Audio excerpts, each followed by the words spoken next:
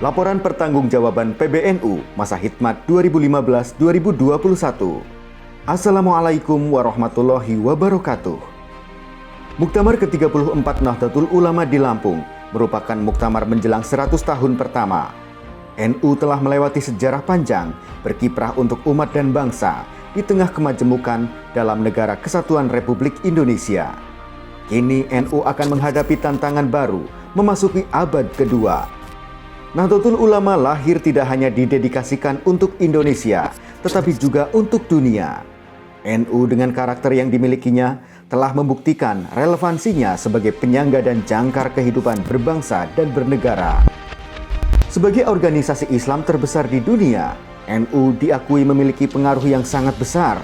Jika merunut sejarah, NU lahir karena didorong oleh dua narasi besar yang saling menopang satu sama lain, yaitu visi keagamaan Islam Ahlussunnah wal Jamaah, Islam moderat dan kebangsaan, dan visi persatuan dan kedamaian yang hingga kini terus menjadi jati dirinya.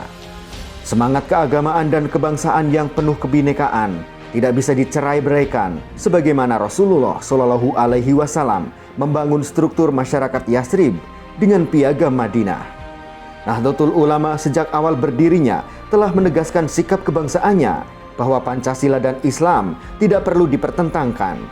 Keduanya dapat berjalan bersama dan satu sama lain saling menopang kokohnya NKRI. Komitmen kebangsaan NU dibuktikan dengan ajaran Kiai Haji Muhammad Hasyim Asy'ari yang dikenal dengan Hubbul Waton Minal Iman atau cinta tanah air merupakan bagian dari iman.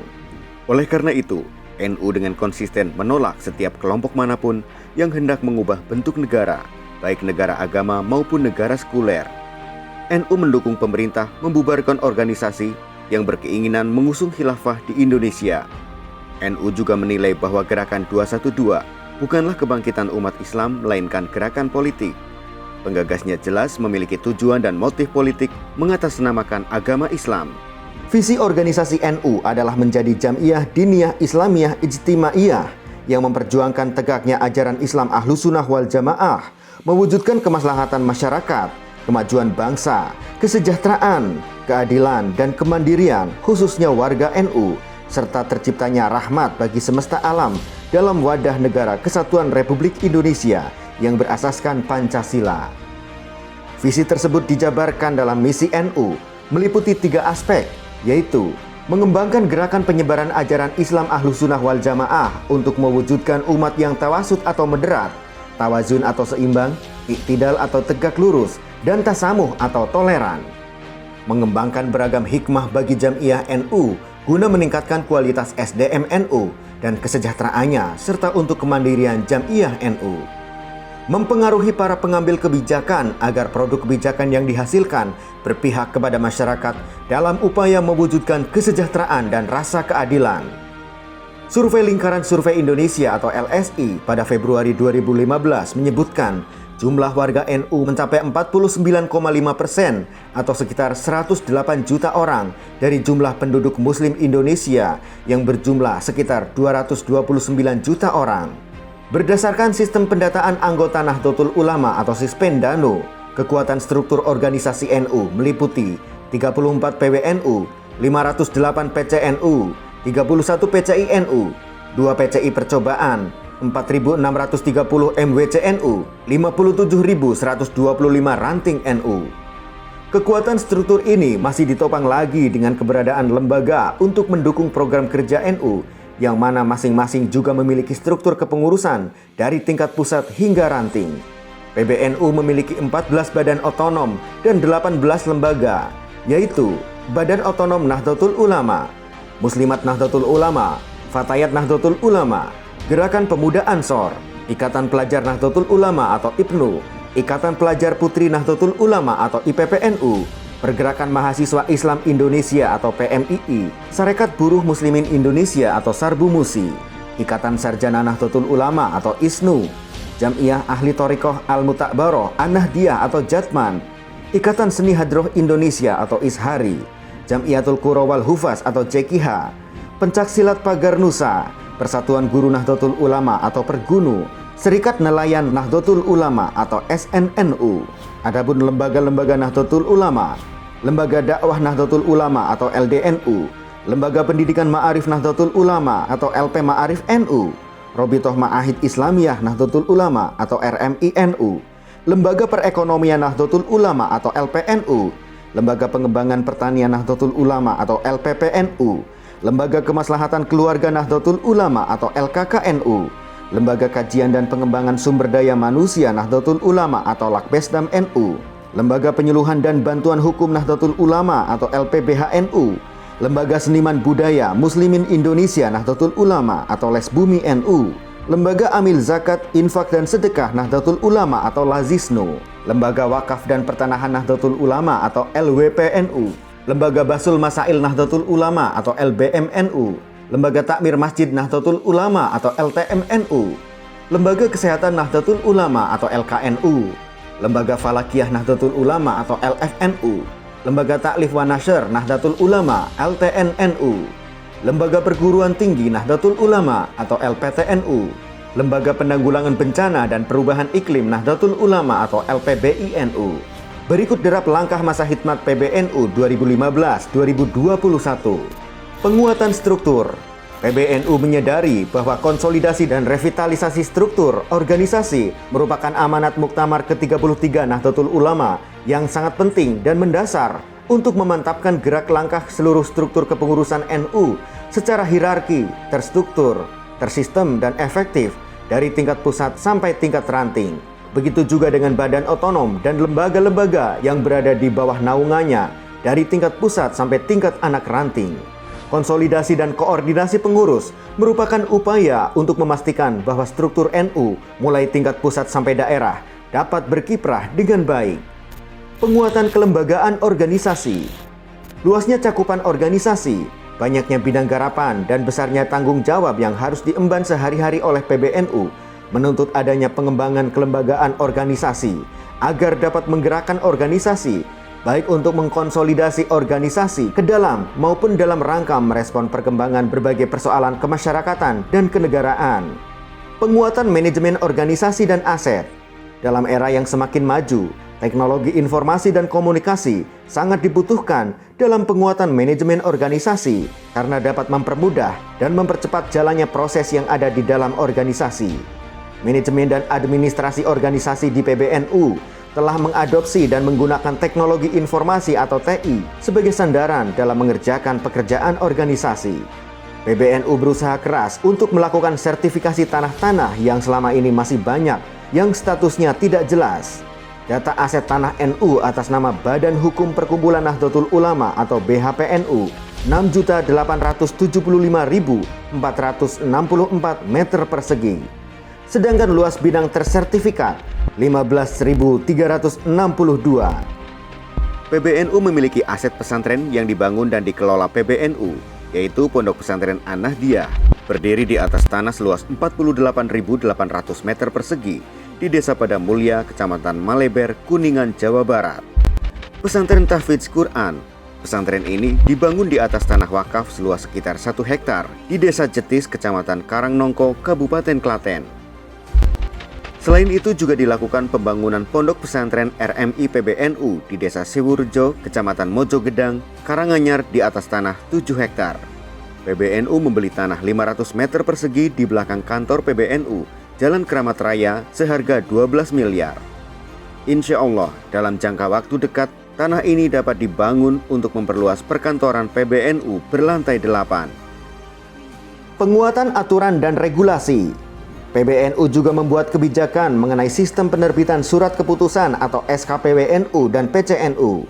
Manajemen pengajuan dan penerbitan SK sudah dilakukan digitalisasi database sehingga tidak perlu mencari arsip surat keputusan atau SK, mengetahui SK sudah habis atau belum dengan memberikan 3 kriteria. Hijau untuk SK yang masih berlaku, kuning untuk SK terakhir minimal kurang dari 3 hingga 6 bulan, merah untuk SK yang sudah melewati masa aktif. PBNU juga melakukan zonasi keberadaan struktur NU. Zonasi A untuk struktur lengkap sampai anak ranting. Zonasi B struktur kepengurusan hingga MWC NU. Zonasi C struktur hanya cabang. Pengetatan pengusulan SK juga mulai diberlakukan sesuai peraturan organisasi perangkat organisasi. Salah satu syarat penting adalah pendidikan kader. Hal ini tidak berlebihan untuk meminimalisir pengurus naturalisasi di berbagai tingkatan kepengurusan. Optimalisasi gerakan badan otonom dan lembaga NU. PBNU mendorong badan otonom dapat melaksanakan ketentuan-ketentuan keorganisasiannya, melaksanakan program-programnya, dan mengintensifkan kaderisasi atau banom berbasis usia. Badan otonom dan lembaga NU sebagai bagian dari barisan NU yang berkiprah untuk melayani Nahdliyin sesuai dengan bidang-bidang yang ditangani dan menjadi tanggung jawabnya. Mereka sepenuhnya memperoleh dukungan pengurus induk NU dan diberi otonomi agar dapat mengelola rumah tangganya sendiri dengan baik.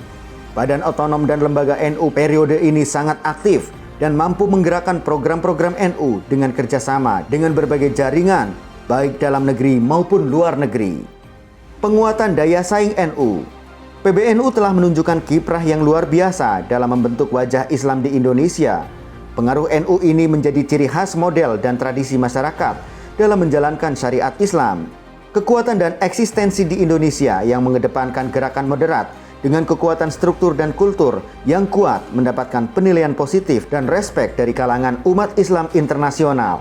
The Royal Islamic Strategic Study Center merilis 500 nama yang paling berpengaruh di dunia. Presiden Jokowi yang menduduki urutan ke-16 tahun 2018 dan 13 pada tahun 2021. Ketua Umum PBNU Kiai Haji Said Akil Siroj berada dalam urutan ke-20 pada tahun 2018 dan 19 tahun 2021. Habib Muhammad Lutfi bin Yahya menduduki urutan ke-41 tahun 2018 dan 32 pada tahun 2021. Madrasah Kader Nahdlatul Ulama. Madrasah Kader NU atau MKNU. MKNU pertama dilaksanakan pada 6 September 2016 di Pondok Pesantren As-Saqqofah, Ciganjur, Jakarta Selatan.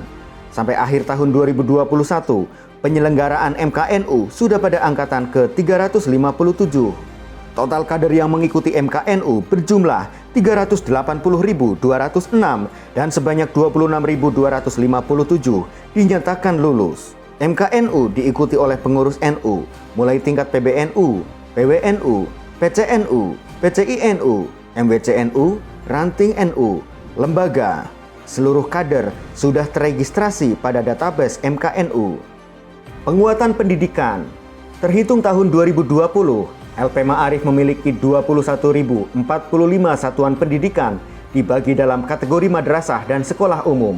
Madrasah berjumlah 7.832, terdiri dari Madrasah Aliyah 1.985, Madrasah Sanawiyah 4.856, dan Madrasah Ibtidaiyah 3.672.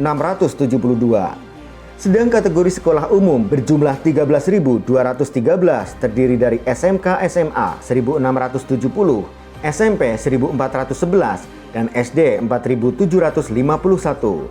Total aset berupa luas tanah 15,4 juta meter persegi. Sampai Juli 2021, sebanyak 274 PTNU yang diantaranya 48 PTNU di bawah binaan Kemendikbud, termasuk 15 akademi komunitas berbasis pesantren dan 150 PTNU di bawah binaan Kemenag. Melibatkan 3.030 dosen home base dengan total 242.314 mahasiswa. Sedangkan RMI PBNU merupakan lembaga yang melaksanakan kebijakan di bidang pengembangan pondok pesantren. Basis utama pondok pesantren mencapai 26.000 di seluruh Indonesia. Pelayanan kesehatan. Badan Khusus Kesehatan Nahdlatul Ulama atau BKKNU ditugaskan untuk menangani rumah sakit, klinik, balai pengobatan, rumah bersalin, pelayanan, pencegahan, tindakan dan rehabilitasi dan melakukan advokasi bidang kesehatan. NU memiliki 34 rumah sakit di bawah naungan Asosiasi Rumah Sakit Islam Nahdlatul Ulama atau ARSINU. Rumah sakit ini ada yang dikelola langsung oleh PBNU, PWNU, PCNU, Muslimat NU, serta perguruan tinggi NU. Menggalakkan budaya sehat dalam masyarakat dilakukan program gerakan masyarakat sehat melalui pesantren, lembaga, dan keluarga. Program lainnya adalah penanggulangan stunting, TB, malaria, HIV, PHBS, reproduksi perempuan, KB. Dalam konteks keluarga, dikembangkan madrasah hingga maslahah dan juga bimbingan perkawinan. Penguatan ekonomi keumatan. Pemberdayaan masyarakat dalam pengembangan usaha melalui pesantren dan penguatan kemandirian ekonomi masyarakat. NU Care dengan gerakan NU Koin. NU Care, gerakan koin NU. Pemanfaatan zakat, infak dan sedekah. Pemanfaatan lahan-lahan NU dan masih banyak lagi gerakan keumatan yang diinisiasi oleh pengurus NU, baik secara personal maupun secara organisasional. Di bidang pertanian, gerakan tanah serentak seluruh Indonesia dalam bentuk tanam jagung yang mencakup lahan seluas 73.051 hektar. Penerimaan ZIS 2016-2020 mencapai 1.854 miliar 70.211.358 rupiah. Sedangkan penyaluran ZIS sebesar 1.758 miliar 491.602.385 rupiah. Sedangkan penerima manfaat mencapai 35.169.832 jiwa. Penanggulangan bencana. PBNU terlibat aktif dalam berbagai penanganan bencana, mulai dari bencana gempa bumi di Lombok, tsunami di Palu dan Donggala, tsunami di Selat Sunda, hingga beberapa bencana lain seperti banjir dan tanah longsor. Program ini dilakukan dengan kerjasama seluruh institusi NU yang tergabung dalam tim NU Peduli. Penanggulangan pandemi COVID-19, total kapasitas 100 kamar, 22 RSNU, 10 klinik plus PBNU yang dilayani 5.000 jiwa, sedangkan paket isoman 5.000 orang. Total vaksin pesantren dan warga NU 80.024 jiwa di 62 titik. Posko ada di 32 provinsi kecuali Riau dan Papua Barat yang aktif melaporkan 28 provinsi. 300 dari 500 kabupaten yang aktif melaporkan 86 kabupaten. Posko pesantren 28.000 pesantren, 3.500 satgas pesantren. Relawan posko 9.000 orang kader dan partisipan NU dan 106 dokter. Bantuan APD masker 1.482.547. Lainnya adalah rapid test antigen, PCR, ambulans, hand sanitizer, penyemprotan disinfektan, dan lain-lain. Total pengeluaran dana 1,7 triliun dengan penerima manfaat mencapai 81.050.259. Media cetak, teknologi, dan informasi. Sejak November 2018, gerakan NU Millennial Let's Begin Digital to Become Viral ditabuh. Beberapa workshop terbatas terus dilakukan secara terus-menerus. Selain itu, PBNU mendevelop dan mengelola sejumlah akun media sosial dan portal atau website untuk bisa mempublikasikan dakwah-dakwah positif. Antara lain, NU Online merupakan situs resmi Nahdlatul Ulama yang kini telah berhasil menjadi portal keislaman nomor 1 di Indonesia. NU Comment Center yang merupakan ruang komunikasi digital. TV NU merupakan televisi Nahdlatul Ulama dalam bingkai spiritualitas untuk membangun kemanusiaan. Secara resmi, TV NU didirikan pada tahun 2016 oleh PBNU dengan nama awal 164 Channel. Majalah Risalah NU, Perpustakaan Nahdlatul Ulama. Kartanu, sistem pendataan secara nasional melalui integrasi sistem kartu tanda anggota NU atau Kartanu. Kartanu secara resmi diluncurkan pada 27 Juli 2020. Kartu ini merupakan sebuah identitas yang dapat dimiliki oleh setiap warga Nahdliyin.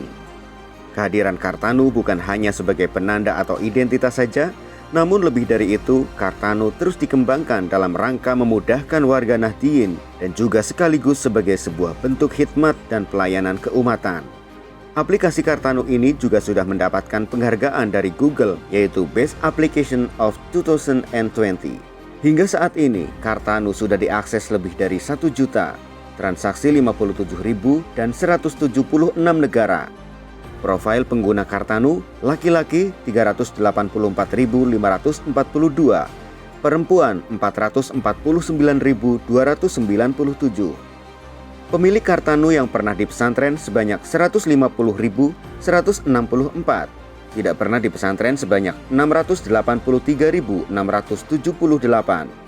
menikah 647.185, belum menikah 186.016.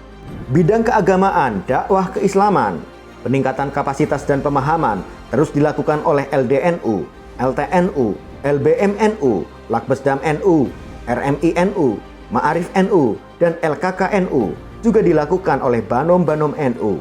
Sejumlah pelatihan dai dan daiyah terus secara signifikan dilakukan oleh LDNU dan LTNNU. Ini merupakan langkah konkret dalam rangka memupuk paham-paham keislaman yang moderat, terutama di lingkungan perkotaan.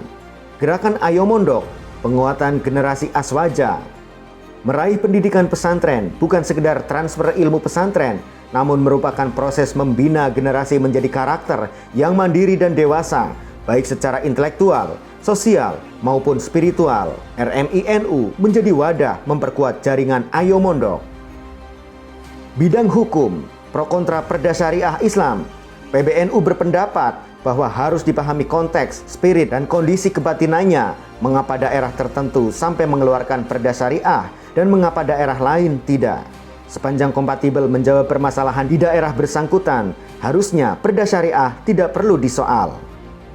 Bidang HAM, PBNU memberikan bantuan kemanusiaan terhadap pengungsi etnis Rohingya di Myanmar dan meminta pemerintah Indonesia memanfaatkan posisinya untuk menekan negara-negara anggota ASEAN agar lebih bersikap tegas terhadap semua aksi kekerasan dan pemusnahan etnis tersebut. PBNU turut berkontribusi dalam membebaskan TKI Eti Thoyib Anwar dari hukuman mati pancung di Arab Saudi dalam bentuk bantuan hukum dan pemberian uang diat atau denda sebesar 12,5 miliar rupiah dari tuntutan yang dibebankan sebesar 4 juta rial atau setara 15,5 miliar rupiah. Mempelopori perdamaian dunia, internasionalisasi Islam Nusantara untuk membangun Islam dunia dilakukan dalam bentuk pertemuan-pertemuan dengan tokoh-tokoh agama, pemimpin negara, dan tokoh akademisi dari luar negeri. Juga dilakukan konferensi internasional, baik yang dilaksanakan oleh PBNU maupun mengikuti konferensi internasional di luar negeri. Islam Nusantara diperkenalkan sebagai sebuah kemasan yang di dalamnya terdapat seperangkat sistem yang siap disebarkan ke seluruh dunia. Dunia saat ini sedang melihat Islam Nusantara sebagai role model Islam yang damai, Islam yang toleran. Kerjasama para pihak yang bersifat internasional melepas 9 delegasi ke Jepang pada program ASEAN Genesis, konferensi internasional yang digelar di Jakarta bertajuk The International Young Muslim Woman, forum seminar internasional peran umat Islam Indonesia dalam membangun peradaban dunia, pengiriman 47 dai muda terseleksi untuk mengikuti daurah dai dan imam selama 2 bulan di Universitas Al-Azhar, Mesir. Seminar internasional bertema peran umat Islam Indonesia dalam membangun peradaban dunia dengan menghadirkan Ketua Jamaat Al-Alam Libanon, Syekh Zuhair Al-Junaid. Jaringan internasional. NU telah mendunia bukan isapan jempol belaka. Salah satu buktinya, PBNU kerap menerima tamu dari duta besar dari berbagai negara. Selain memperkenalkan diri dan ingin mengetahui, NU juga mengajak kerjasama. Negara yang pernah datang ke PBNU antara lain Duta Besar Amerika Serikat untuk Indonesia, Sung Yong Kim. Dalam pertemuan itu sempat membahas konflik Israel-Palestina serta terkait masalah Timur Tengah dan peningkatan kerjasama kedua pihak. Duta Besar Australia untuk Indonesia, Penny Williams, PSM, duta besar yang fasih berbahasa Indonesia ini diterima jajaran Tanfidiah PBNU. Duta Besar China untuk Indonesia, Xiao Qian, hadir di PBNU. Selain itu juga berkesempatan mengunjungi di Pondok Pesantren Luhur As-Sakofah di Jagakarsa, Jakarta Selatan. Duta Besar Malaysia untuk Republik Indonesia, Datuk Zainal Abidin Bakar. Saat berkunjung ke PBNU, Duta Besar Pakistan Abdul Salik Khan mengaku terkesan terhadap peran NU dalam membangun perdamaian di dunia melalui sikap yang moderat dan toleran. Duta Besar Palestina untuk Indonesia, Zuhair Al-Sun, bersama Ketua Umum PBNU Kiai Haji Said Akil Siroj saat silaturahim ke kediaman Dubes Palestina untuk Indonesia di Jakarta, Senin 17 Mei 2021.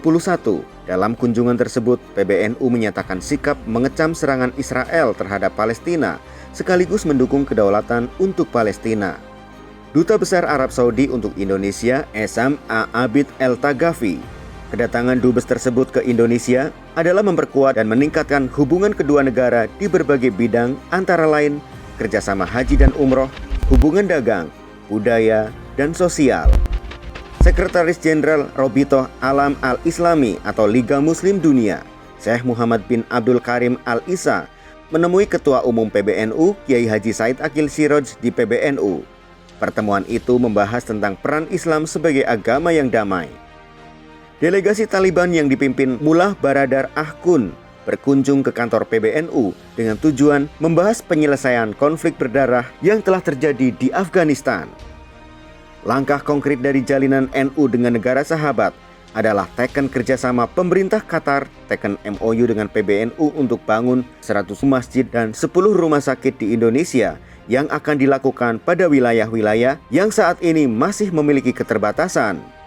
Kerjasama dengan Qatar merupakan salah satu upaya untuk membangun peradaban dunia Islam dengan lebih baik. Itulah derap langkah NU sepanjang 2015-2021. Dari ulama Nusantara untuk dunia.